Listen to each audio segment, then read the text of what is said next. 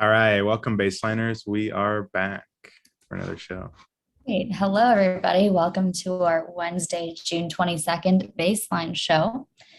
We have a live audience here today with Yoav, Keith, Mark, Nick, Samrat, Philip, and myself. And we have our office hours this week of just some informal conversation about things going on. And in the future, we do have some exciting plans to rev up these shows with a host that will be joining us, hopefully, with if the grant request goes through. So saving some of our guests for when we have our host on board. And with that, Samrat will be helping co-host the show today. Some of our typical members like John and Andreas are in New York with myself right now for NFT NYC for the launch of Tree Trunk. So they're quite busy today, but they will join us in the future to brief us on how it went. And with that, let's start with NFT NYC then. I only have a little bit to say. I got in yesterday to New York. It is insanely busy here. I guess that's just New York for you. But the NFT crowd is taking over all of the Times Square billboards are NFT related. Lots of funky people walking around with NFT shirts or electronic shirts with NFTs on them and stuff. There's the occasional NFTs are stupid shirt, which I always wonder if what that person's pitch would be. It must be to catch your attention, but very interesting here.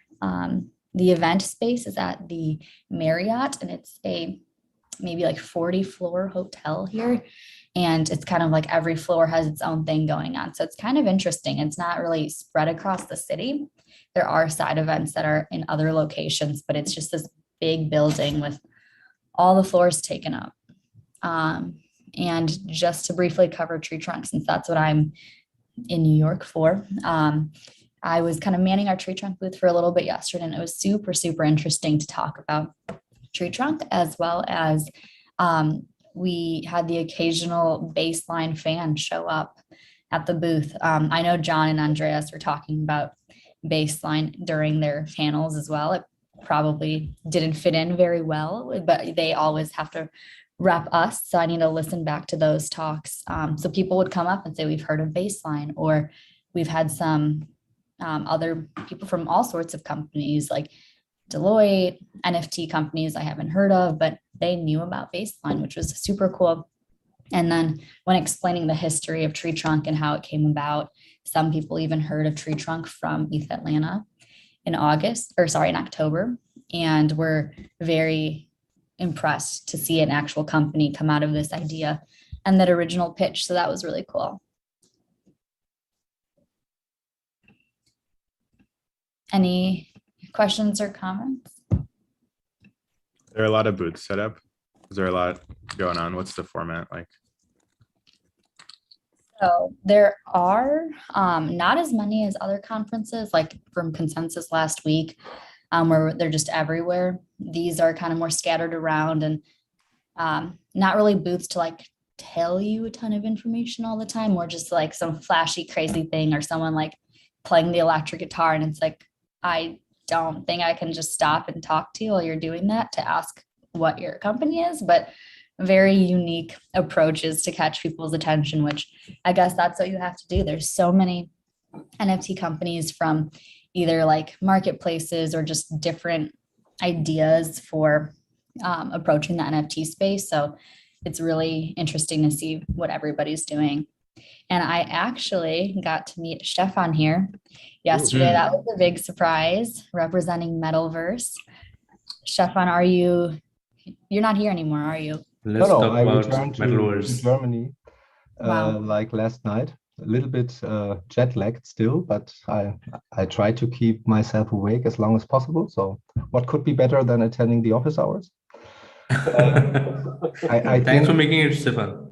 yeah, all good, all good. I think I had it. I had a similar impression. Of course, the focus. I mean, I was there more or less as a visitor, the colleagues from Metalverse are there the complete week, and I was only joining as a visitor and made some visited New York for the first time. But it was also good to get a little bit more of the pulse, so to say, of the current scene and the current state. I was also surprised that some people even knew me from Baseline and Base Ledger, and I also found it very interesting to make some comparisons with enterprise blockchain conferences that we visited, like in 2018, because I really had the feeling that the NFT space, it's a little bit easier for them to pitch the initial idea of whatever they're offering, because in most of the booths it was still like meme coins or like really that cartooning art, so to say. And of course it's easier to say what you're doing when you can just show one image and say that's actually what we're doing, and then you show like some variations of it. But there were also there are many tech providers that offer services around those NFTs, be it APIs for NFT indexing, so that you can see how was an NFT traded in its history, what were the owners, where were the distribution initially, how is the like the overlap of owners of one collection with a totally different collection. And that was interesting because it was not so, for me, it was not so much about chain 1 or chain 2, but more about the use case, which is the art NFT in this space. So this was interesting, and it was also encouraging. And also from a baseline standpoint of view, I think there are a lot of use cases, perhaps not directly in the NFTs like Tree Trunk does. This, of course, was also outstanding in the offerings there. I had the feeling like pretty much the only ones that do it this way, really doing something on the, let's say, algorithmic side that really affects directly the NFTs. But there are a lot of adjacent potential use cases that come with NFTs where baseline could make very much sense when it comes to royalties in other platforms that are not NFT related. At Amsterbase, I made the example with royalties coming from streaming platforms for music NFTs. So there's a lot of, let's say, platform interoperability and connection where the baseline pattern and the baseline ideas could really make sense, no matter what the NFT on the other side of the use case is, or on which chain it lives, or if it's like a more arty hype thing, or if it's a more utility related, I don't know, ticket NFT or whatever. So yeah, I found that encouraging in the spirit of something new for the space. And the good thing about baseline is that you can always have something when you're talking about and you get on the technical level, you can always find something where the baseline approach somehow makes sense. And a lot of people see that, even though they perhaps haven't heard of baseline. Some have, others don't, but you can always make some explanations about it. And I like that beside the overall spirit, which was really motivating and inspiring for me. Super awesome. Thank you, Stefan. I think it's like, as if we are converting one believer at a time for baseline. We're gathering them all around. We first did that in Amsterdam, and now you did it in NYC. So thanks for that. Okay, so and would you like to deep dive a little deeper, or go a little deeper on any of these use cases for NFT marketplaces, or anything that you see which is sort of the lowest hanging fruit for these companies which you recently met to start using baselining? There's a question addressed to me or to the whole audience? Yes, Stefan. I was surprised. The thing that surprised me most, to be honest, was the ratio between vendors and visitors.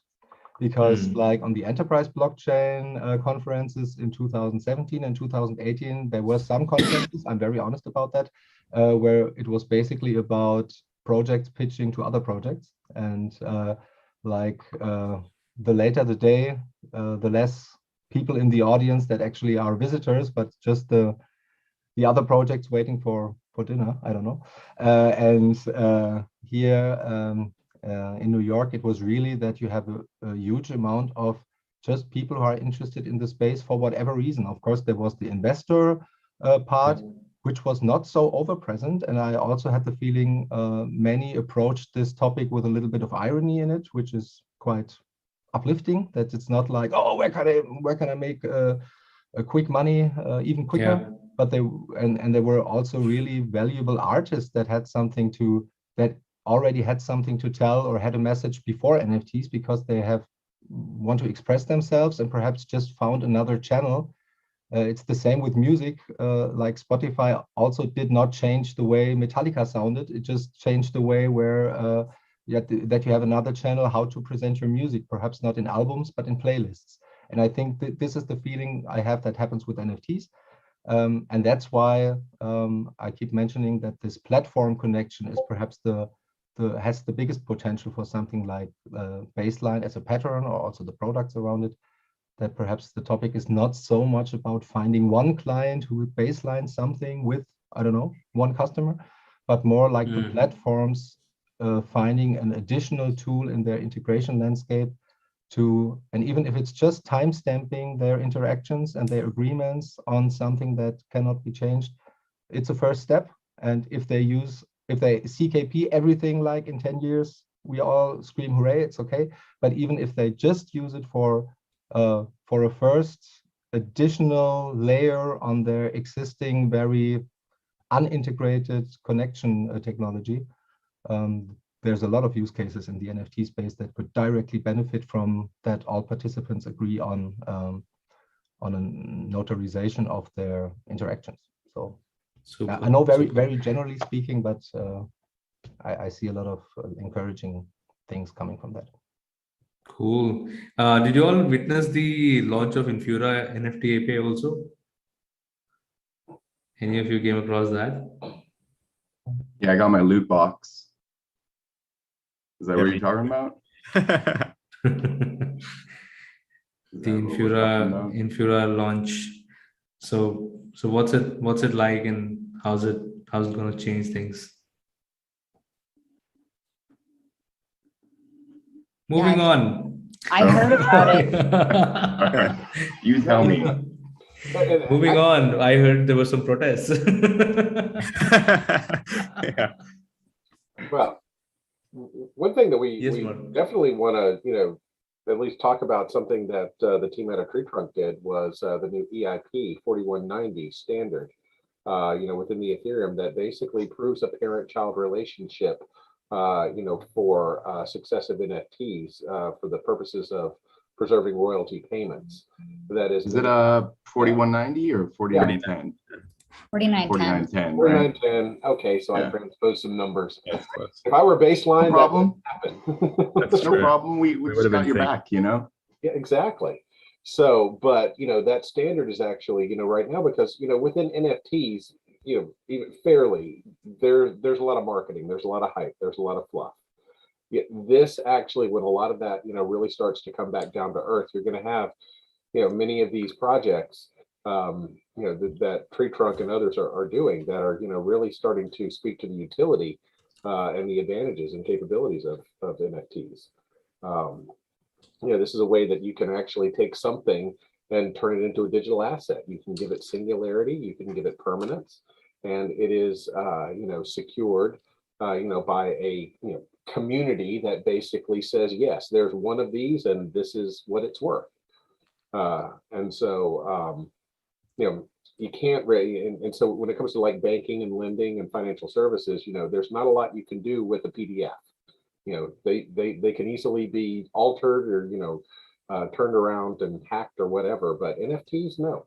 So you're really going to get a lot more attention, not only onto the utility, but also for the artists that want to be able to tokenize and not have to give up most of their royalties to a recording company or an art promoter and stuff. You can actually create this yourself and not have to pay off everyone.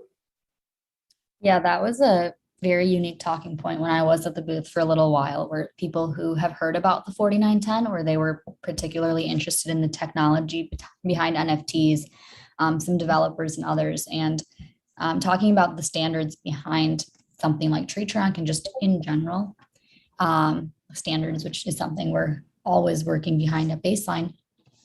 People were very intrigued.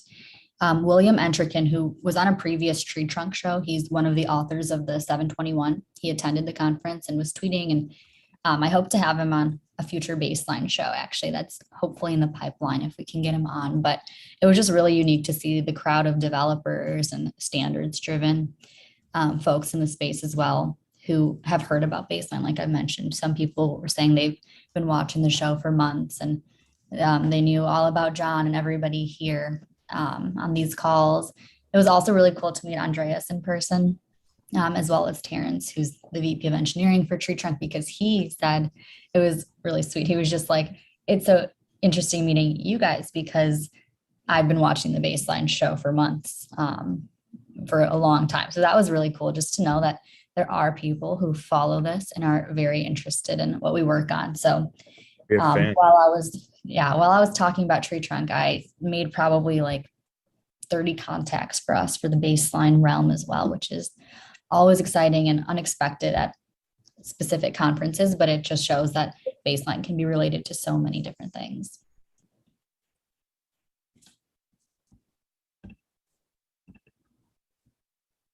Yeah, can we get any, I know Stefan was talking about it earlier too. Can we get any like, I don't know, concrete examples that were passing through your minds as you're wandering around in NYC, Stefan, Stonal, anybody there, of how could Baseline, even if it's just brainstorming right here or not, you just tell me to go away. That's cool too. Well, I wasn't at NFT NYC, but as we consider kind of real world assets and tokenizing them into NFTs, where you have multiple counterparties providing information, right? The asset originator, the lender, of course, the underwriters, the servicers, the rating agencies, everything in between, and being able to use Baseline to synchronize the data and zero knowledge proof to protect the data so that, as that NFT moves around, only parties with the proper authorization get access to the right kind of verifications, if you will. We're starting to see more and more demand for that in what we're doing, for sure. So that I can like log into the metaverse and I can see all my NFT assets, right? Well, yeah, well, you'd be able to bring, say, your mortgage, right? Turn it into an NFT, get an appraiser to appraise it, an underwriter to underwrite it. And, all of a sudden now you've got an asset that you could take potentially to a DeFi source of capital, like a Tin Lake or a Maker or an Aave. And, it's rated, it's vouched for, that kind of thing, right? So, and essentially give yourself your own HELOC, if you will. I'll be able to do that all eventually from the comfort of my home. This is my favorite VR set, right? I'll just be able to walk around and from your phone. I want to see I want to like. It could be on the way to your home. I want to do it. I want to like actually be there, like doing stuff with my assets, my NFT assets. I mean, I also find it interesting to think that NFTs are often can be the beginning of something. Like in the music space, there is a band, Avenged Sevenfold. I know the rock heads perhaps know them from the States. Exactly. So they were in the NFT space quite early, and they also have like a very exclusive club gig today with all the Deathbeds owners. So that's their NFT, and our Metaverse guys are going there. But that's one example where the band, when they issued those NFTs, they did not think about that specific show to be attendable with an NFT, or also there are free entry or backstage passes for festivals that are yet to come. So I think a lot of things that evolve around NFTs come after the point in time where the actual NFT is issued. And that's also a good point where Baseline processes could dock, because then perhaps if it's about, I don't know, take a big European rock festival and take 100 different bands, and they all issued their own NFT, and with whatever reasons. Some did it for artwork reasons, other did it for ticketing reasons, some just for, I don't know, crowdfunding or making money. And now you want to bring different NFTs together in a way that they give the visitor of a festival access to a specific stage or a specific area. Then you have to find agreements between different parties. So that's what Baseline is about, and that's what I'm talking about. It's perhaps not making, again, this big use case where everything has to be baselined and CKP from the very beginning. It's also the thing making things easier that are already there but have to be brought together. And I see a lot of stuff around that when it comes to ticketing and utility with NFTs. We've actually, in my prior life at Consensus, we did a number of projects. Andreas Freund was involved in many of them. With respect to music festivals, and it's not just the creators, but it's also the brands, right, and the sponsors of the festivals, and you can get some really kind of interesting and creative kind of interplay and synergies between the band's NFTs and the brand's NFTs, right? If you listen to the band, and you have the Heineken NFT. When you go to the beer booth, you get your Heineken 20% off or something like that, right? Anyway, very cool stuff. Yeah, our NFT NYC, all the tickets are not NFTs, no? How was that? Come on. Just pure old school Eventbrite QR code, and then printing a badge that is just exchanged by people crossing the Times Square and entering the festival. But that's a different topic. Okay. Old school NFTs, traditional. There was should dog food that stuff.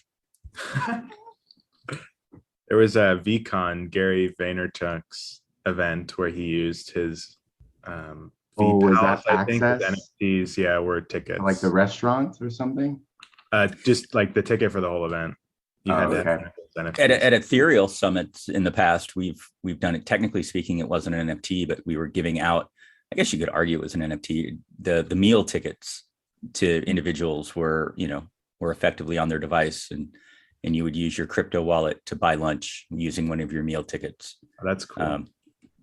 And they had a number of different food trucks, and you just pick the one you want, scan your stuff, and get your grub. It was very cool. You had me a food truck. What I also expect to become a bigger Halal guys. Oh, sorry. Go ahead. Go ahead. Sorry. I was joking. Halal guys on NFT. What I also expect a bigger topic to become is the whole thing with generative art. Like currently, most of the art-related NFT projects can be brought to a human artist or a group of artists, and perhaps the variations of the artwork are somehow automated or algorithmically influenced, let's call it that way.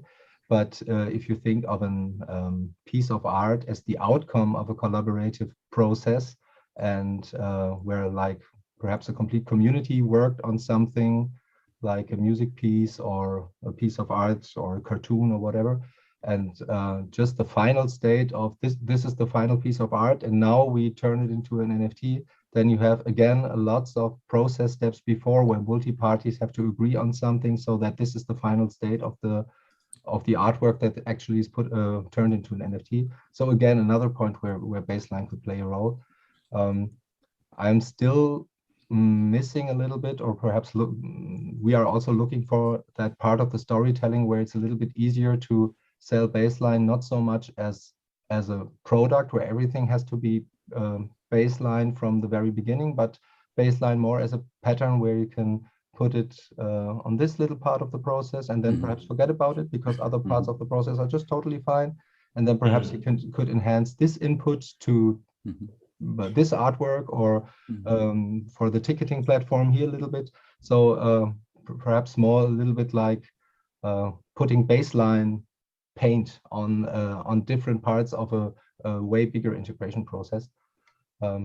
Perhaps NFTs can help with that storytelling or with explaining those use cases, and then by that also explaining Baseline. Sprinkle it with a little Baseline salt or pepper, if you will, right? Yeah. Hey, I hate to do this. I need to run. I'm getting called into another call, but I wanted to stop by and make sure I had a chance to see all my friends. It's been a long time since I've been on the Baseline show, and I miss you all dearly. The work that you're doing here is top notch and really sets up the bar very high for others that follow. So, thank you, and have a great day. Godspeed. You too. You too. Thanks, Nick. Speak to you soon. Awesome. Yeah. I feel like Baseline is more of a cayenne pepper or a paprika. Basil, Those two are not. pesto. Spicy Thai Baseline curry. sauce. Ooh, nice.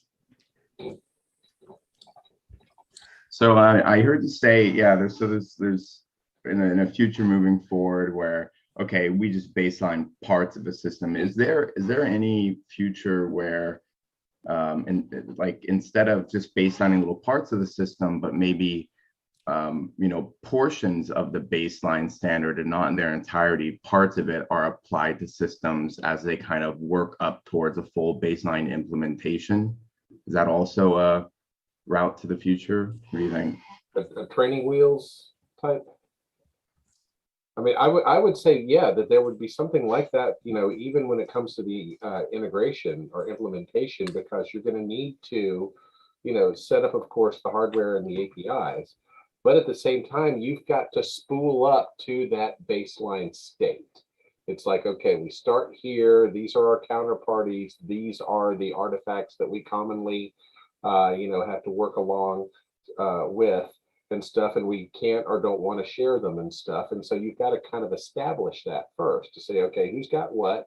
When do you share it? How do you share it? All of that. But if you wanted to kind of sit there and kind of take the piecemeal approach, I mean, in a big enough enterprise, I would think you would have to. People are going to start with the mission critical systems, of course, like finance, accounting, procurement, maybe. But yeah. I agree, and it also Yeah. has to be like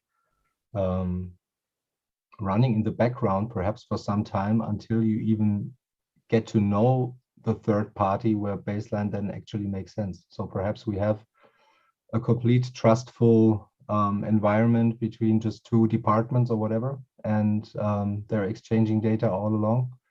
But the third party that could be included in a baseline process perhaps is yet about to be formed, and we don't know this today. So I agree, it's also about the preparing steps to finally move something into a baseline process that you today perhaps don't know that it has to be baseline at some day. Also, the NFT space, the examples that we just discussed are examples for that, where you just don't know what standards may arise above NFTs, or what different types of NFT technical backgrounds or utilities have to be brought together. So that's where we are back at the defining standards. And I, of course, learned and I understand that this is a long road to go to really have like a fully defined standard. But along going that road, you can still show enough examples or smaller implementations that perhaps only focus one aspect of the complete standard to actually make it production ready and bulletproof. So still a lot of work to do, I guess. Agree. I this reminds me of a very old gig, Deloitte days, many years ago, when blockchain was a new thing and companies were experimenting. People were spending their innovation budgets on blockchain pilots and projects, etc. There was a huge networking giant, global networking giant. They have their office in Bangalore, and as a POC, we kept looking. We said, oh, KYB, know your business. Let's find a process. Start putting blockchain here and there. But then eventually it turned out that they said, you know what, let's just pick up something absolutely low risk, something which does not cause a lot of disruption and which has a way of getting done otherwise as well. They picked up their meeting room booking application and they said, yeah, show me how you would use blockchain to start allocating these meeting rooms to people and keep a track of all that. So and we did it. We used Hyperledger and we started doing stuff. So yeah, it was more of show and tell. Yeah, it took about 2-3 weeks of stuff. But yeah, that was very interesting. So maybe we could do some funny implementations of baseline. I think explaining concepts via the game was very interesting. I think we should do similar things.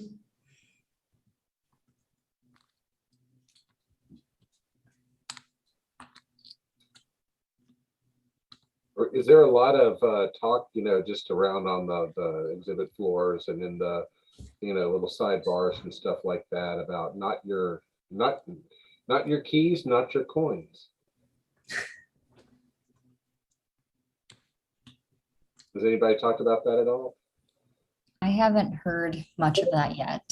Okay. I was at a Bitcoin conference in October, and that was a big, everybody they were giving out t-shirts that said stuff like that all the time. It was a very big mantra that was being repeated.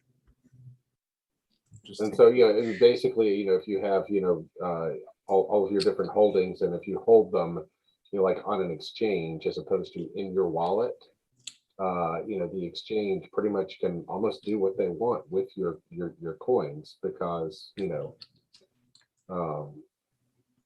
if you don't have the key, they're not really your coins, as they are pointing out. Yeah. So. And guys, at the NFT conference, did you come across any companies who are working on insurance of NFTs and insurance of wallets holding NFTs? Because there's a huge company here, and they actually have huge presence in the entire Southeast Asia. I had a very interesting chat a few days back with the execs, and they were inquiring that, can we enter this space? He said, they had two questions. One about metaverse. What happens? How healthy is metaverse? What happens if my clients, some of my healthcare, let's say, clients are using too much metaverse? How does it impact their health overall and stuff like that? So they wanted to carry out some study there, and also on the NFT side. So did you guys come across any of those angles? I actually did not. I have not had a ton of time to go through the booths yet myself, but I will be more throughout the week. But that is very interesting. I went through the complete hotel at least twice. My personal favorite, of course, was meeting Sonal for the first time in 3D. I couldn't believe it. I did not find many. Smaller than you thought, right? No, just more 3D. I just I thought get I More thought dimensions. she's like a Zoom app. No. She's AI. Yeah. I found, I think, two booths with like hardware wallets. Yeah. Also, some of them connected to display frames. But these more institutional or infrastructural side of things, some on the developer side, like APIs for statistics, as I said before, but like bringing enterprises to the NFT space would be a mission on its own, and then bringing adjacent service like insurance for those that want to make like NFTs in the enterprise space a thing. Perhaps check back in 3 years, I don't know, but I did not feel that this was a topic there. And if there's one booth, then it could be easily missed, because it's so much easier to just take a look at the football club game and see if your favorite player is already an NFT or not. Of course, this is a little bit more hands-on, to explain, and also a little bit flashy. And there was one very funny thing, because there was one booth that was very crowded, and I thought it would be a great offering they had, but most of the visitors were just interested in the frame that they set up to show their NFTs. So the NFTs were boring, but this frame looked great. But they just told us that it was a Chinese vendor, and that they just got it 2 hours before NFT NYC opened. So this was not the thing they were selling, but most of people were interested in that because they wanted to have it for their living room, including me. I admit. So we had somebody from Samsung, many days back on the same show, and he was also talking about the same thing, right? Yeah, interactive NFTs and stuff. I felt sorry for the actual guys standing in that booth, because they wanted to pitch me something else, but I was just a visitor, so I took that. Samrad in Amsterdam, it was the only thing he wanted to do was play with the interactive NFT. Yeah. Guilty. highlight. Yeah, that was the highlight It's for me. very cool. Definitely. Cool. So much about NFT NYC. Yeah, exciting time. And I mean, it feels like I'm literally attending the event via the chat on Telegram and what's going on Twitter, etc. So, yeah, that's amazing. This is probably the most lit up community, right? You know, this the NFT people doing one thing at a time. So yeah, it's really lit up. Cool. So do we have any other updates to cover on today's show? I mean, like baseline stuff, or can we? Oh yeah, baseline. Yeah, let's bring it back to baseline. Yeah. Well, we want to go away from NFT NYC already. I got a quick question. Oh, sure. Why not? All right, final one. I just wanted to know for people who were there, what was like the most surprising, I don't know, thing you saw, the new thing, besides the interactive stuff, like those nice marketing gimmick stuff. But what was you saw something, you're like, oh, that's cool. I didn't really think that could be that way or whatever. You guys got anything?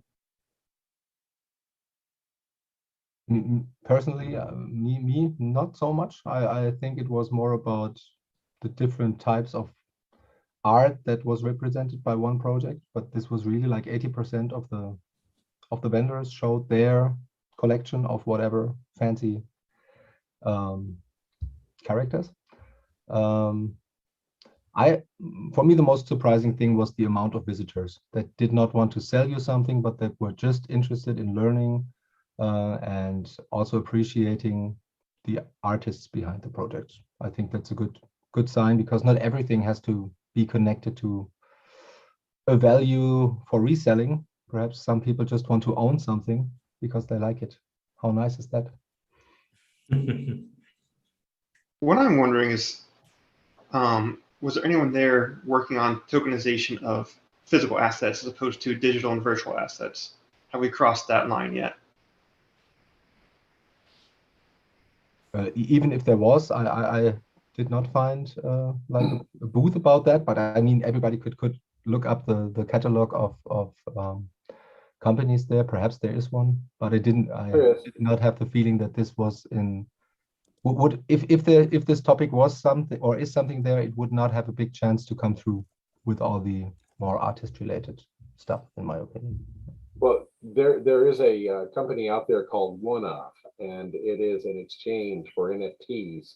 But what makes them unique is everything that they tokenize has a physical counterpart. And when you hold the NFT, you actually hold the ownership rights of the physical, the OneOf, the thing, and you can request it at any time.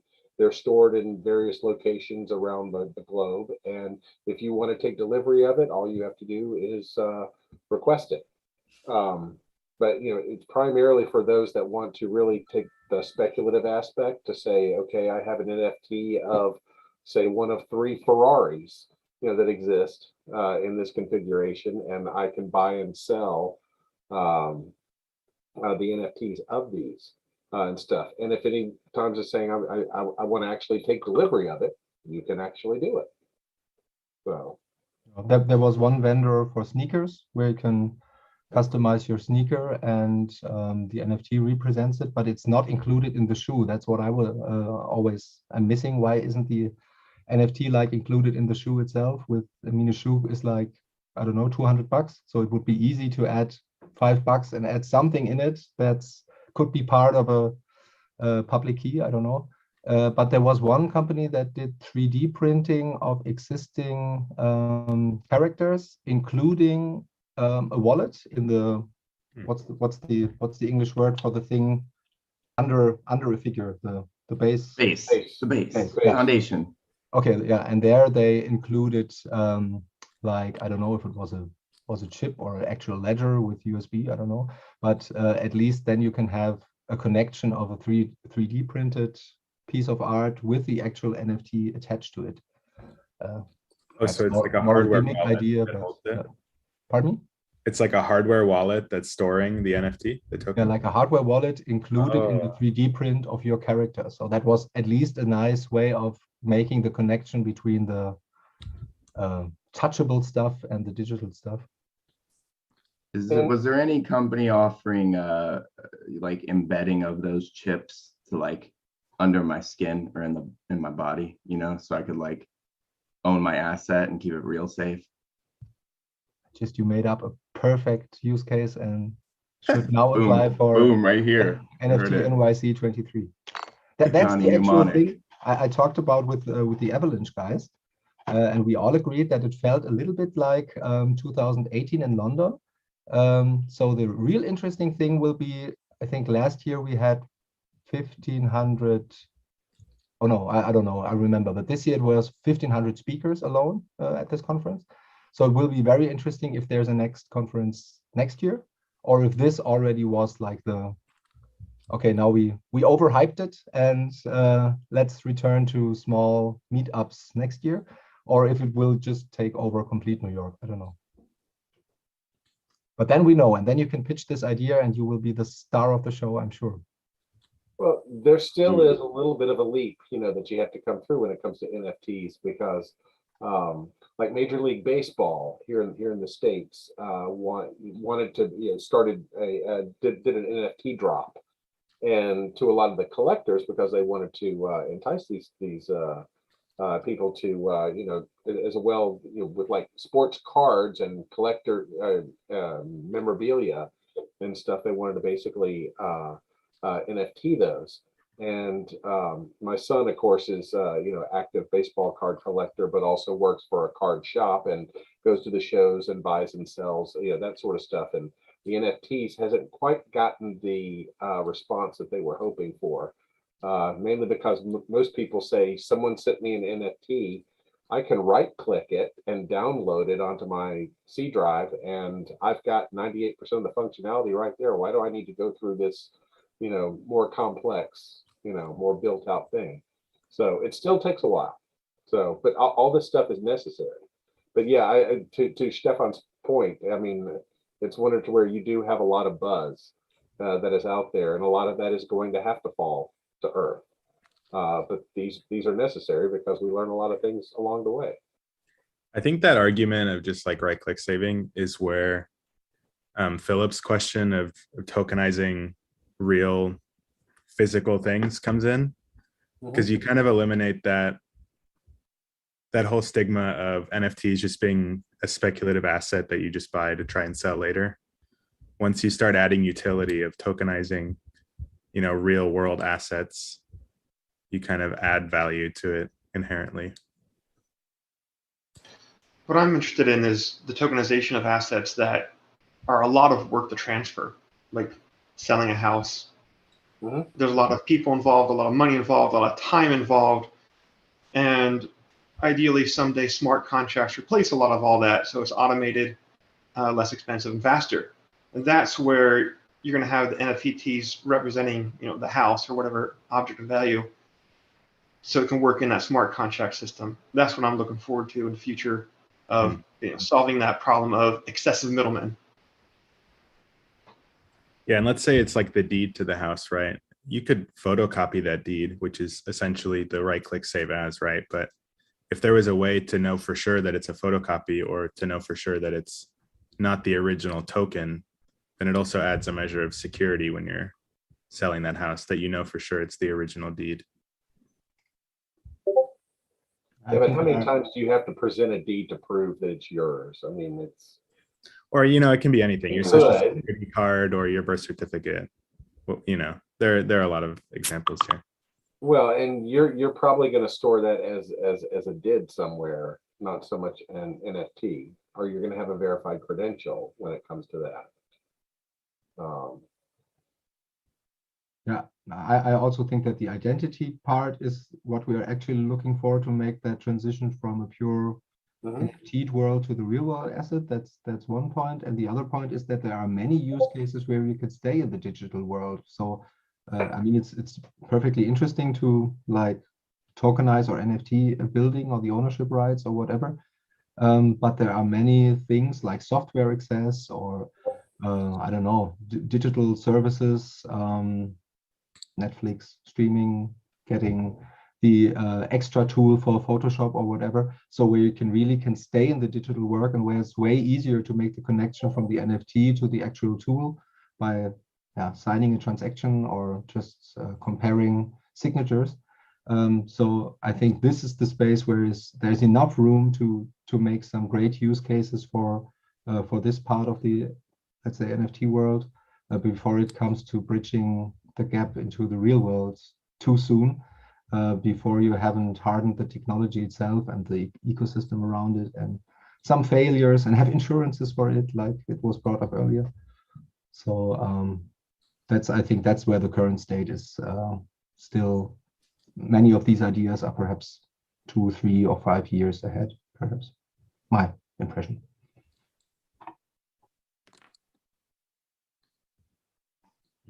Yeah, it feels like the sky's the limit when we really get talking about it. Yeah. All my assets and under my skin.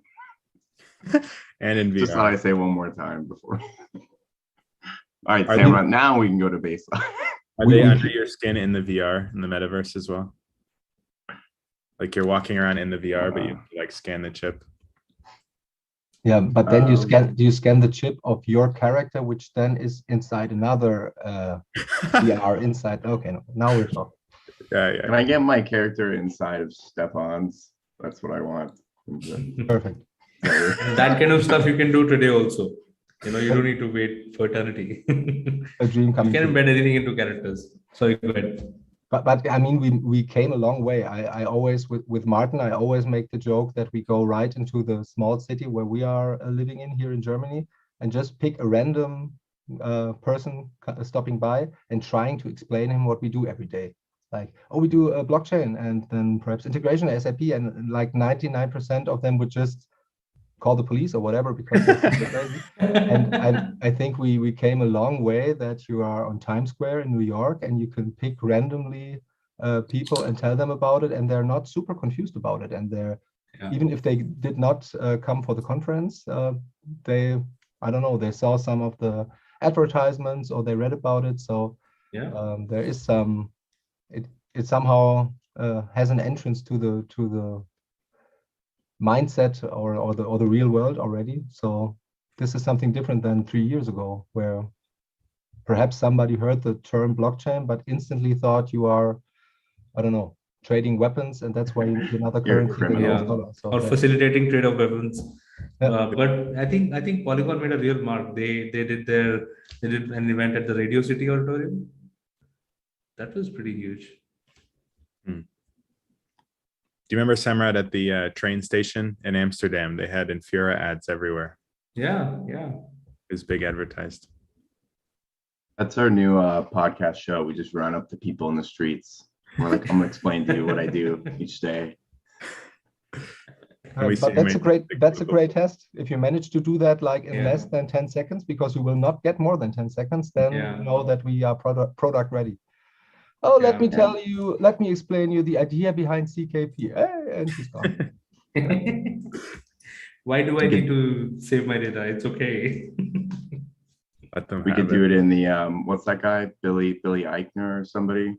That style where it just like runs up to people on the street and they start shouting at them. Billy on the street. Yeah, Billy on the street. That's what we do. That we all have on the sidewalk.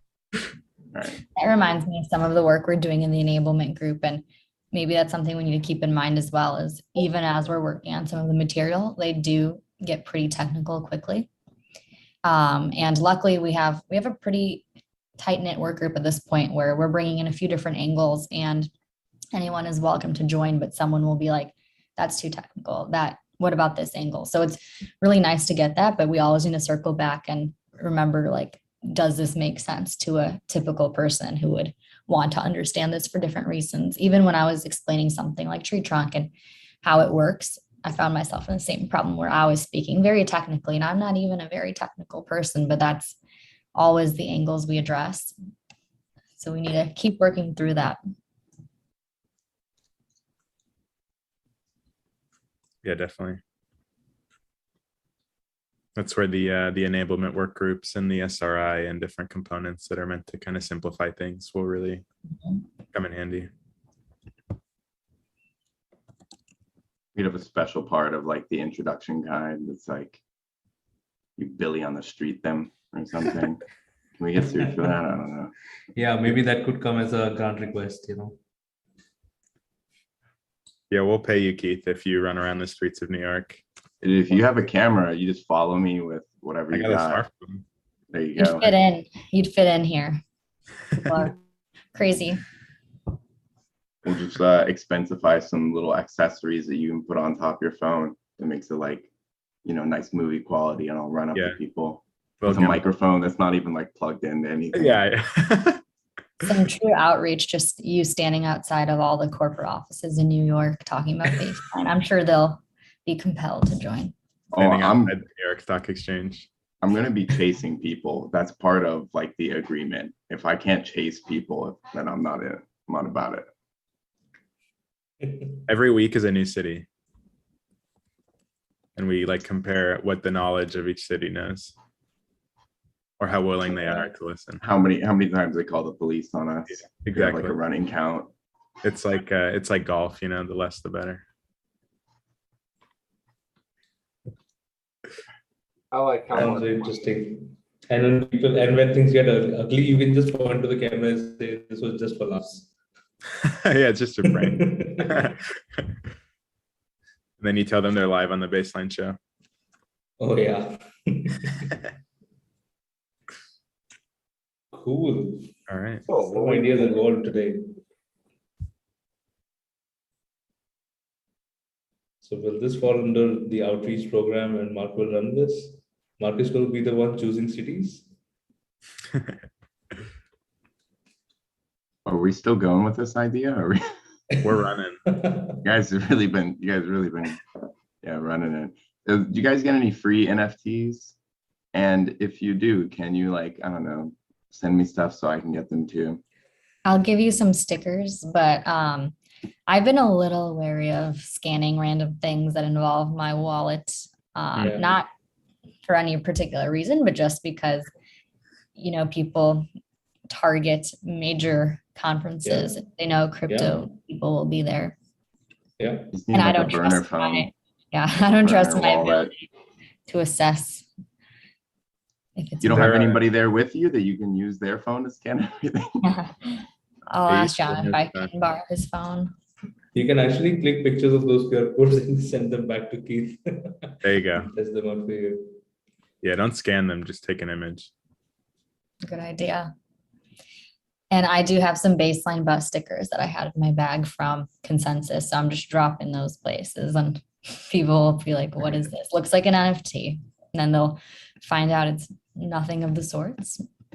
But it's been cool to connect with some developers here who are talking about kind of their corporate jobs and getting into the space. And then something like Baseline is something they haven't heard of and such. So it's just cool where you can meet people who are intrigued by Baseline. And we are at the end of our hour. Yeah. Thank you, Samrat, for keeping us going on this show today. Thank you, everybody who joined us. Thank you so much, Stefan, for joining us after your flight back to Europe and reflecting on NFT NYC with me. Thanks for having me. It was a pleasure meeting you there. Really cool. Yes, it has been a very cool week of meeting some baseliners, including Ogden. I met Ogden in DC on Monday because he was there for a conference. So it's cool. If you heard us talking outside at a restaurant, we sound like maniacs, just like talking about baseline, their knowledge and stuff. It sounds very boring, but it was so awesome to keep meeting people in person. Cool. Excellent. Thank you all so much for tuning in and joining us this week for the Baseline Show, and we will see you next week. Thanks, everybody. Thank you. Look forward to the baselining of all